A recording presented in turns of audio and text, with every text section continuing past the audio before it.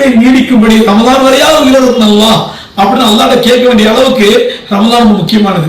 இப்ப சில பேர் சொல்லுவாங்கல்ல, தன்னுடைய பேரப்பிள்ளை அவர் ரொம்ப பாசத்துக்குரிய பிள்ளை இருந்தா அல்ல நபிக்க எல்லாம் என் பேரப்பிள்ளை கல்யாணம் வரைக்காது என் ஹயாத்தை நீடிச்சு வை எல்லாம். அப்போ அவ்வளவு முக்கியத்துவமான பேரப்பிள்ளை, முக்கியமான கல்யாணம் நடத்தும்.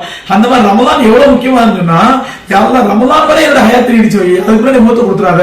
அப்ப எவ்வளவு முக்கியமான மாதங்கள் பெரிய சகோதரர்களே. அதனால ரமலானுக்காக நம்ம எப்பவுமே ப்ரிப்பேர் ஆரம்பிச்சிடும். ஏன்னு சொன்னா ரஜம் என்பது ரமலானிலே அறுவடை செய்வதற்கான நன்மையை அறுவடை செய்வதற்காக, அல்லாஹ் ரஹ்மத்தை அறுவடை செய்வதற்காக விதை போடக்கூடிய மாதம் தான் ரஜபு. ஷாபான் தண்ணீர் உரம் ஊற்றக்கூடிய மாதம், ரமலான் அறுவடை செய்யக்கூடிய மாதம்.